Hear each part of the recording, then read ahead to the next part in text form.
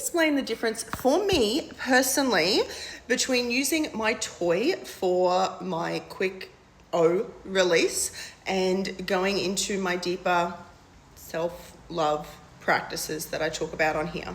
I am not saying either is right or wrong or better or worse. They serve two different purposes, but I want to give you an understanding so you know what I'm talking about when I talk about like total euphoria and ecstasy and bliss. When I use my toy for me is my super quick, super intense, wham bam, thank you ma'am, all over. Literally, it'll take me 30 seconds. It takes me to like so high up. It is so fucking intense, and then bam, it dissipates quicker than it arose. Like it's just gone. The second that I enjoy that, I'm like, the other night I actually, I had the moment where I'm like, I need this. And then it finished and I actually giggled to myself. I laughed to myself because I'm like, it's like it didn't even exist. It happened. I got my release and then I'm like, there's just nothing. It's nothing. It's up there. Then dissipates like that and it's gone. Whereas my self-love practices, they are a deep presence with myself. I am not going into them to have an O. And this is why I was able to awaken, I feel like my hair is going in my food, awaken my greatest O potential, awaken my sensuality and all of this within me from this time that I spend in slowness, in presence, with zero pressure, zero expectation, and the complete and utter presence with whatever is alive. So this is where a lot of, nervous system work comes in, that if what's actually alive for me is anger and grief, and I'm trying to, I want to access the euphoria, but what's actually alive for me is anger and grief, like my previous video, you're not going to access that euphoria if you don't deal with this anger and grief first, if you don't be with this on a somatic level first. And when this is what these somatic practices are. When you are with this, whatever's alive for you, you allow it to move. You allow that response, that stress response to complete the cycle, shifting your body from flight, fight, or freeze into complete, relaxation and able to access the vulnerability of that euphoria, right? Are you with me? This is the difference. And a lot of the time in those practices, if what comes up for me is sadness and grief, and I am with that and allow it to move, often what ends up happening is I end up moving into pleasure and I experience, incredible bliss and O's, but that's not the goal. But my O's here are just a continuous wave of this euphoric ecstasy. I don't know how else to describe this other than it's just bliss.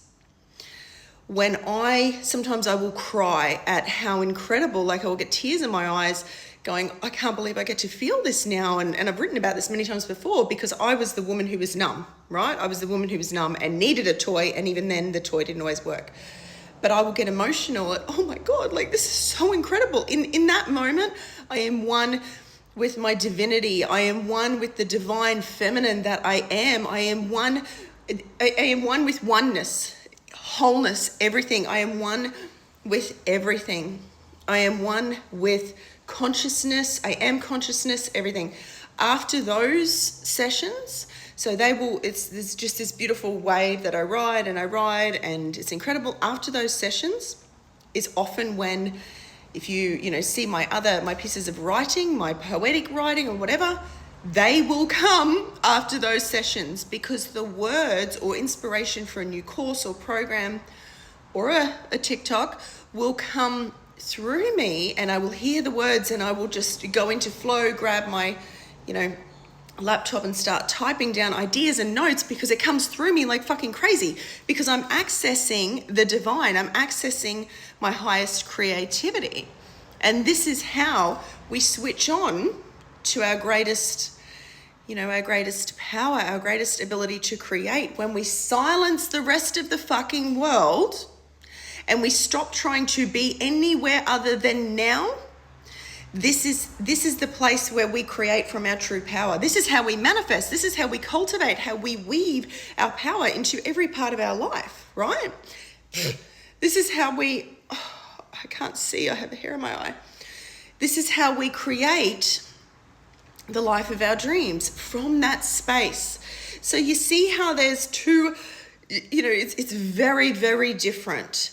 And this was the difference, when it came to schmecks back in the day when I was very reliant on a toy, and a toy was the only way that I could feel something. Intimacy, schmecks, revolved completely around a toy. So there was no presence during intimacy because the rest of it didn't feel anything profound for me. Like I could say afterwards, oh yeah, that was, I felt pleasure. No, like it was nothing profound whatsoever. And because there was no presence with me, right? And the whole thing revolved around when that damn toy came out. And I would wait for the toy to come out. I would have my quick peek. Boom, done. Get the fuck off me. Don't touch me. Let's hurry up. Finish. Let's get this over and done with. So that was very, our intimacy, your intimate life reflects the way you connect to yourself. It's a mirror. It is reflecting back to you. Your partner is interacting with you in the way that you have connected to yourself or you haven't, whatever. It's reflecting that. Whereas intimacy now, like the first time that I experienced, holy fucking hell, time stood still. I'm in another dimension. Intimacy, like that wholeness, that oneness. I had those tears, those emotion of going, oh my God, like this is so fucking incredible. I want every single woman on this planet to experience this because we have no idea what is truly within us because none of us know how to connect this within ourselves. And this is, what led to this becoming my soul mission.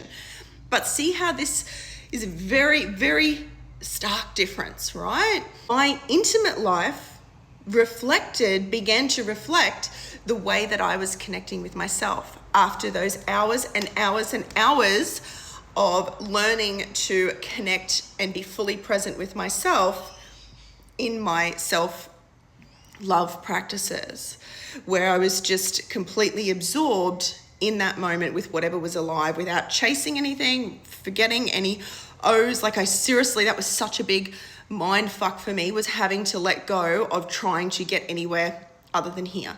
But it was in this learning to be here with whatever's alive that I was able to grow with that and experience the most profound intimacy with myself and with another. So that's big differences. And I want you to know that the euphoria is completely available for you too. Like it's not, I don't have anything that you don't have. This isn't dependent on any part of you. This comes from complete and utter presence and learning the skills to be present, learning the somatic skills to be fully in your body. This is where euphoria comes from. This is where ecstasy comes from. Big difference to the quick, delicious, but quick releases.